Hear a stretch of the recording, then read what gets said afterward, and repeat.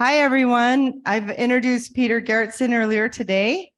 He is going to go through a summary of what progress we've made over the last year. It's really interesting. I've heard it myself, and it's quite exciting. Then Scott Maethner is also going to join and talk about how we continue pushing the progress. We'll talk about some of the recommendations from previous reports, maybe have a little discussion time about how we can progress the progress even further. So I'll turn it over to Peter Garretson, Scott Maethner. Scott Maethner's from New Space Nexus, VP of Operations and Integration. Very long title. We wooed him over from one of the space companies, and he's now one of ours. I think I got, one of the things that I actually appreciate each year about the State of the Space Industrial Base report is an opportunity to reflect on what happens. And so each year it provides somewhat of a yearbook of what's happened in our industry. And it's, things right now are happening so fast that you often, don't take note of everything that's happened. And it can also be sort of very easy to assume that no progress is happening until you look very deliberately to see, what has happened. So I'll just go over a few of the headlines that I and others have pointed out to just sort of as a reminder of what has happened since the last State of the Space Industrial Base or the conference of about this time. So, one of the big things is we've got 6 major policy documents out of the White House just in the last year. We've got a cislunar strategy, which our nation has never had, a White House level cislunar strategy. We've got a LEO strategy. We have an ISAM implementation strategy. We have a space STEM product, and we have a debris implementation plan and an ISAM implementation plan. So, SNA, who you heard from earlier, has been really busy. Then, we have put the James Webb Space Telescope out at, a very far distant point where it is now providing us with amazing images of the universe. And of course, we got these images, within the last year. And, entirely new, gorgeous images of galaxies, clusters of galaxies, as well as views of our own planets and moons in our system. So here you can see Uranus and its rings on the left, and you can see Saturn's moon Titan on the right. So it's, expanding our eyes. And then we had another very exciting thing, really our first operational test of any kind of planetary defense capability, the DART capability. And something that I don't have in my slides, but is worth mentioning, is that our successful test has spurred our strategic competitors to announce that they're going to do their own DART-like test. That has also come out this year. Then, NASA was hoping for 5 helicopter flights with Ingenuity, and it just completed its 50th, which is pretty exciting as well. We have a national cislunar strategy, and at the same time, we have the NASA Moon to Mars objectives. And if you haven't read the NASA Moon to Mars objectives, I really recommend you get in, especially on the infrastructure page, because this is really the first time that we've gotten such a strong message of its interest in building a robust and scalable in-space economy and seeing that as part of its mission and mandate. And then they further developed that with this, plan for sustained presence in the solar system, which is just out in the last month or so. Then we had Artemis 1, which, flew remarkably successfully. SLS performed, so did Orion. You've already seen that gorgeous image of Orion, on the far side of the moon, looking back with both the moon and Earth. And of course, bringing it back, that's a major accomplishment. And of course, we've got it's the Artemis 2 crew that's named. And then, of course, Deer Moon crew has also been named for the first circumlunar commercial cruise if Starship goes as planned. Then we just recently saw another attempt by a commercial company to try to land on the moon from iSpace. And again, we're now 3 attempts by landers, one by India, one by Israel, and now by Japan, that have come so close each time, and yet failed in the last final descent stage. We had the Capstone mission, the first NASA-funded commercial mission to enter HRO. Then, the United States has been remarkably successful in pushing its vision of norms to the international system. So, we had a White House announcing that they were going to take it to the UN. The first committee came out and recommended it go to the entire General Assembly, and then the General Assembly also ratified this. So, from a public relations standpoint and getting others on board, this was a pretty successful exercise of U.S. soft power. Then in the Artemis Accords in the last year, we have had 6 new members. And interestingly, they come from all over. We've got Colombia from South America. We've got 2 African states. We've got a Middle Eastern state. And so, we continue to build upon the states that are part of the Artemis Accords. We have now a new U.S.-Japan framework agreement that's quite comprehensive, and some might say is having exactly the intended effect of making China realize that they have displeased us.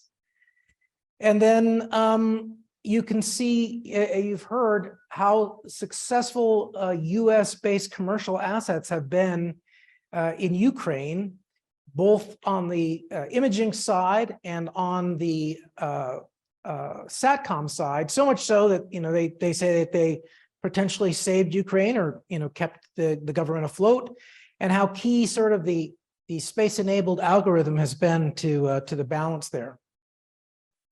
Now on the Russia front, of course, there was a disturbing leak that appeared to leave some folks stranded for a while.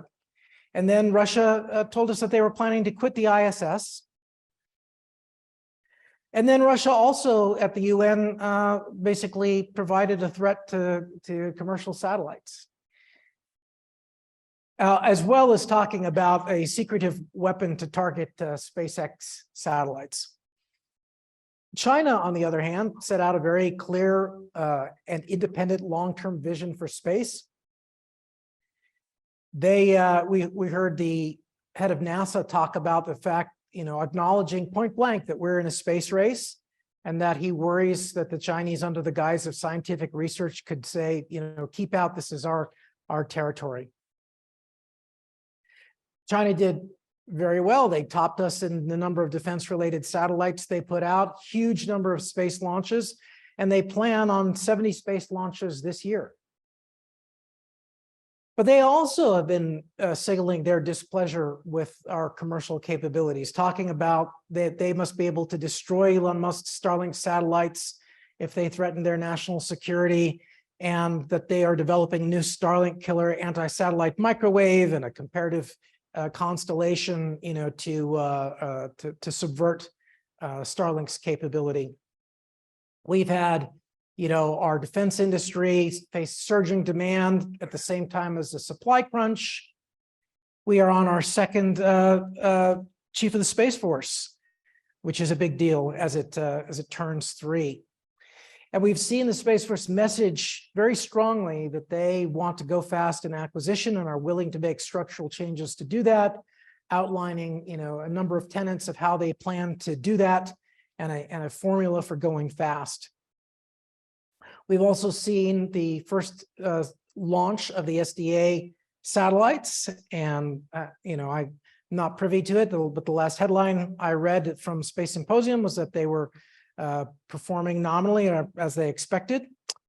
And then we've heard really being sort of all in on commercial. I mean, I remember 2 years ago how we had to hunt and peck to find quotes that were pro-commercial, and you literally can't read an article today without some senior leader talking about how essential commercial is. And so, DIU was just elevated to a direct report under the Secretary of Defense. We've set up a new Office of Strategic Capital. And of course, you heard about the commercial commercial space office over lunch. And then we've got a brand new Space Futures Report. So this is particularly interesting because it's titled Commercial Planning Assumptions for the United States Space Force. And so it was a group, not unlike this group, that was brought together in order to look at what the Space Force should think about and have assumptions for its future. And in fact, the folks who came answered that question. And now that is out for Space Force folks and yourselves to peruse. We saw, basically the blossoming of this idea of space mobility and logistics, where they're seeking to set up a program office. They've had a study, a conference, an exercise, and now they're talking about space mobility as a service. So this is truly new. And then space solar power went mainstream in the last year, like a true phase change in matter. Just we went from almost nothing happening globally to having programs in the European Space Agency, in the UK, a collaboration between Britain and Saudi Arabia, Japan, and China looking to test both on their space station and in LEO and GEO in 2028 and 2030 with an ISAM capability. We saw the launch of the Caltech Space Solar Power Demonstrator SAT-1. And then we've seen it get into really mainstream publications like Science, Wired, Scientific American, which has exposed an entirely new set of folks. And despite the downside, some folks are still investing. We saw Capella raise 60 million. And then, on the launch side, we saw the launch and through Max-Q of the first 3D printed rocket. Of course, the entire launch or the entire profile wasn't successful, but that's still a fairly big deal. Beautiful launch. And then similarly, Starship, the largest rocket ever with the, and the first truly designed to be a two-stage to orbit that is obviously attempting to be copied abroad as well. But that was a major milestone. Then, we've seen ISAM go from an idea that was talk really in our community a couple years ago to having a national level strategy and then an implementation plan and then a consortium from NASA in order to build it out. So I think that's substantial progress from those of you who were here 2 or 3 years ago advocating for that. And then, of course, I'll say, from LEO to NEO, we're finally seeing the government get serious about planetary defense, and that we had DART, and we have a new updated strategy that directly tasks NASA and the Space Force. The previous one was pre-Space Force and did not directly task them. And then we have a new low Earth research and development strategy that signals very strongly our desire to move to a commercial model post-ISS, but also for the first time mentions settlement. So, for the last 3 years, we've talked in this group about embracing a settlement and development vision. And this was the first time any White House document has actually used the word settlement in it.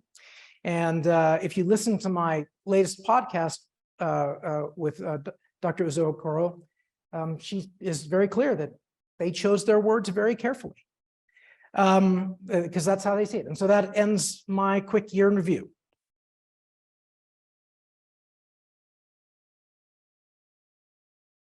Thank you, Peter. That was a great rundown. It's amazing how much has happened since we last met here. Andrew's going to call up some charts for me. So when I think, the title of this panel is Space Industrial Progress. And certainly when I think of that, I think of, what Peter went through, what's happened since we last got together for SSIB 2022. But I also think about things like, well, how do we measure progress and how can we push progress? If you want to go to the next chart, Andrew, please. So this morning, General Olson, who is the king of acronyms, he has been using this framework for several years now. And last year we sort of jumped on it and quickly created a survey. This is General Olson's opinion on the sort of the health of the space industrial base, you know, your standard military stoplight chart. We want to get your opinion. General Olson also mentioned that we need your input, right? So this is one way that we can measure things. We've done it last year. We're going to do it this year. So while Professor Garretson gave you a nice lecture today, I am going to be assigning homework.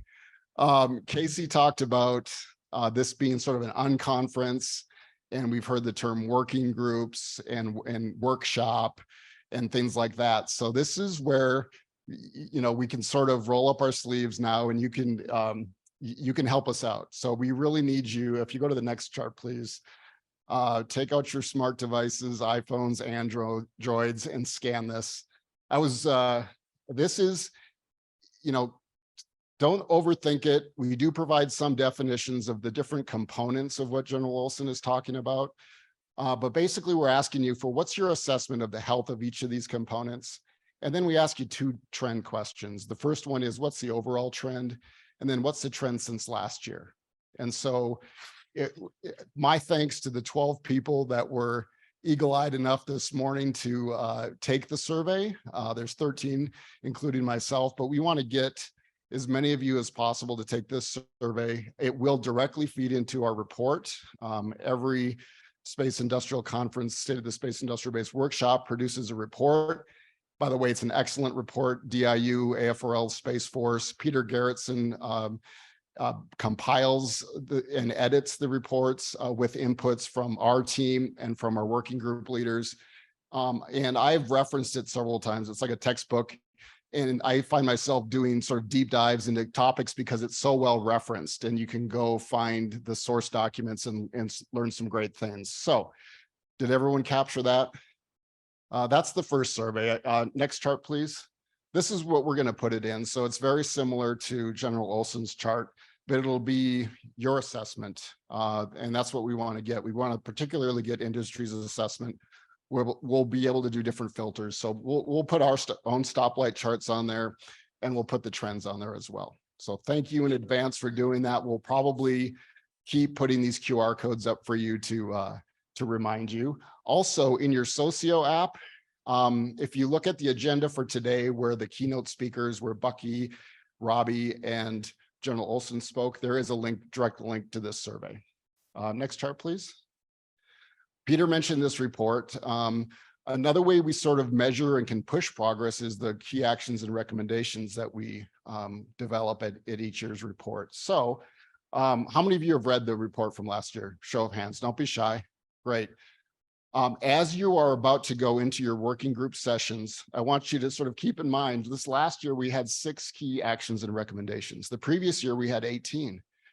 In the last several years, we've been assigning OPRs, or Office of Primary Responsibilities, for these action items. The struggle that we've been having, frankly, is that we're all busy.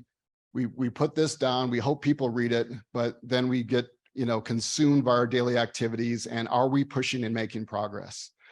I'm really interested in your thoughts on that as well. I'll get to that in a second, but if you go to the next chart, please. Here they are, sort of blown up so you can read them a little bit better. These were the 6 key actions and recommendations. They're a little bit more top level this last year and broader. And again, previous year we had 18. What we'd like you to do is get a sense from you, how would we prioritize these? So there is another survey, more homework. This next, if you go to the next chart, Andrew, eventually we're with this second survey, we're going to be able to plot urgency versus impact and sort of see which of these recommendations fall into a high priority, medium priority, and low priority. So we want to get your input on that as well. This second survey is a little bit easier than the first one because General Olson has 28 components to his space industrial scorecard, and we're asking 3 questions on it. You get the picture. But again, thank you in advance. So if you go to the next one, Andrew, here's the QR code for this second survey. The direct link to this second survey is in the Socio app for this session here. And so again, we'll remind you, but it's great to get your inputs. Next chart, please. Let me just mention, I guess that's my last chart. We do have a hard stop at 3:30 for General Shaw coming up, but I'm interested in your thoughts, right? So as you go into your working groups, what key actions and recommendations are really important to you? How can you work to get those into the report? And then more importantly, how can we make progress on those? And I'll give you a couple of examples. One is sort of new. Casey will talk about how she has a new initiative, creating a space industrial council, which is taking leaders from industry to keep these actions and recommendations alive, keep talking about them, leveraging their networks to make progress on them. That's something new we're going to do this year. I also want to give a shout out to Bruce Cahan and his colleague Mir Sadat, because a couple of years ago, another example of how we can keep things going is just, we had these working groups. Mir and Bruce on their own initiative just started continuing to do the research in the area of space policy and finance. And they were gracious enough to bring us New Space New Mexico at the time, along with them. We had several a webinar series. They wrote a report and we talked about that. That's another way we can keep these ideas going. And we've gotten some good feedback from folks that attended those seminars. One person told me that they attended it. They were so interested that that's how they got inspired to get into the space business and actually found a company. So it's a great way to keep things going. So I'll end there. I'll open it up for questions for myself or Peter. I'm personally interested in your ideas on how to keep these things going. I mean, this is a very smart group of people. We're putting a lot of effort to put these reports together and have their ideas. How do we keep it going? Are we measuring the right things? So thank you all very much.